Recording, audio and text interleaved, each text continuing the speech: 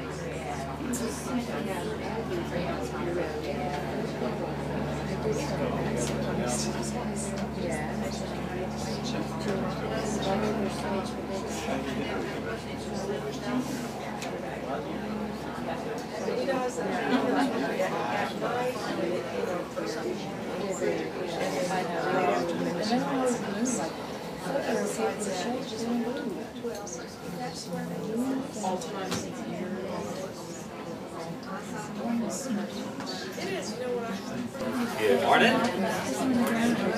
Yay. Okay. Here.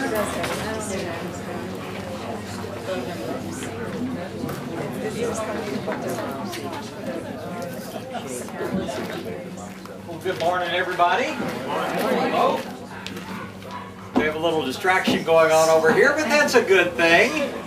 And if you need a puppy or kitten on the way out, you know, so you can get a gift certificate to get started on your re-landscaping of your shady areas and get somebody to dig it up all at the same time. If you just train them where to dig, that would be the good thing. I guess everybody has a shady yard, interested in knowing what to do and how to deal with things. The first point that I always like to make when talking about the shade is that the sun is a plant's only source of energy. All the fertilizer in the world does not compensate for not having enough sunlight. Extra water does not compensate for having enough sunlight. Fertilizer in particular, you can put all the fertilizer out there, but unless you have the sun's energy to enable the plant to use the fertilizer, it's like we could eat all the food in the world, but if we didn't have a stomach and intestinal tract to digest it, it wouldn't do us any good. And probably the most common questions we get are about areas that have simply gotten shadier and shadier over the years. And people sometimes think, oh gee, I'll just put extra fertilizer on to compensate for it. That'll make the grass thicken up and look nice and pretty, right? Wrong. It doesn't work. If you don't have the sun's energy to make things grow, all the fertilizer and all the water and all the tender loving care will make no difference whatsoever. So you have two choices when you're dealing with a bunch of shade. Either you cut the tree down or move the house, which is not always real practical, or you simply switch to plants which will grow with less light. And unfortunately, a lot of times it means kind of redoing. I can't tell you how many times people come in and, you know, the boxwood, they come in and say, well, the boxwood looks terrible. And I say, well, it's not enough light. And they say, well, it's grown there for 20 years. And I say, yeah. And that tree's gotten bigger and bigger, and it's gotten shadier and shadier. And now the plant's kind of doing this. And cutting it back and trying to do things to get it come back out again really isn't the answer. Unless you have strong, bright sun, you simply can't grow the same plants that you once grew. And thinning the trees is only a temporary solution to the problem too, because what happens when you thin the trees? In about 2 years they come back thicker than they've ever come back before, and the problem was worse to begin with. So realistically, you just have to look at the area, decide what you want to plant. In most cases, grass is going to be a diminishing answer to the problem. Because while we do have grasses that will tolerate some shade, there is such a thing as having way too much shade for any kind of grass. There are some solutions, there are some things to talk about. If you just have to have grass, then you're going to have to, thin that tree out or cut the tree down or do something different, or settle for something like dwarf monkey grass, which kind of looks like grass. But bottom line, if you've got a real shady area, you're probably going to be looking at plants that will simply get by with less sunlight. And again, if you've got the boxwood, the yopon holly, the things that were there when the house was built and when the trees were very small, not really going to be much to do to revive them. So it's probably going to be time to think about taking them out and replacing with something else. The good news is that plants like ground covers, things like Asiatic jasmine and all, take about 1/3 as much water as the grass does. So they're certainly a much better choice in today's environment where we're never going to have enough water to go around. They don't take nearly as much maintenance as grass did because you trim them once a year instead of mowing once a week. But what I always recommend is if you're suddenly dealing with a sunny area, first thing to do, just like in any landscape project, is to get an idea, get a plan in mind. And your choices are going to be permanent shrubs, permanent ground covers, perennials that grow in the shade, annuals that grow in the shade, and mulched areas. And again, that's the thing I think people overlook a lot of the times. You don't necessarily have to have that entire area full of things growing. I mean, a lot of people come in and they'll buy one of our beautiful swings or table and chair sets or things like that, and they put them out in the sun and then they don't want to sit there because it's too hot. There's nothing better than having a nice shady spot. This material that we made the walkway out of right here coming into this building, that is what is called decayed granite.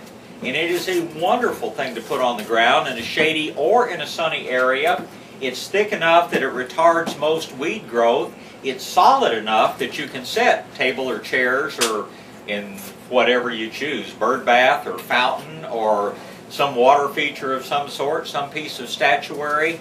Again, a lot of things to do other than plants where you have a good shady area. And something like this makes a good solid surface where you want something solid to sit on. If you just want something that looks nice and suppresses weeds, then go with one of the good mulches. Anything from the giveaway mulch to the cedar mulch you get some places to a really high quality mulch. I always recommend living mulches for use around plants because they build the soil, they increase the microbial life, they help cut down on weeds, they help the plants grow better. But if you're just dealing with an area that you don't want to grow a whole lot, the cheapest mulch you can find out there is still pretty good mulch. Now, I always caution you that be sure you know something about where the mulch came from, at least initially.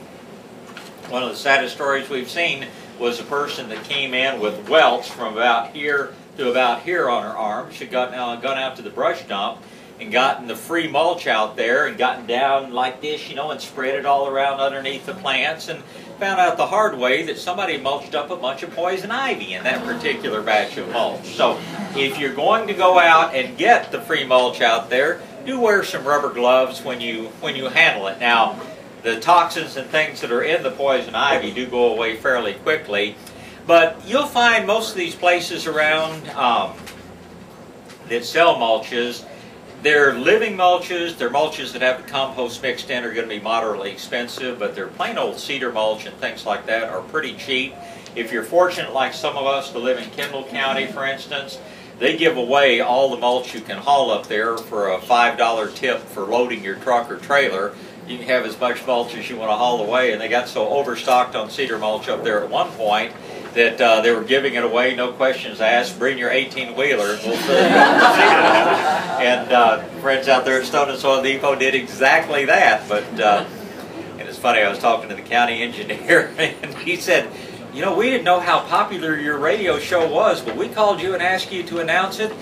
We thought we had 2 years worth of mulch, and you got rid of it for us in less than a month. So anyway, if you can find places around, the cedar mulch again is an excellent material to use in the shade.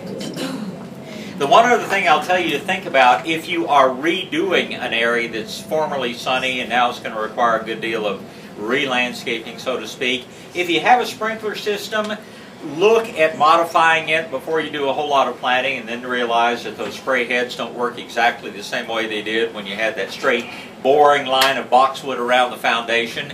Now you've turned it into this beautiful flowing landscaped areas with all these different things. Do keep in mind that you may need to modify the sprinkler system before you really start doing a whole lot of planting. That may or may not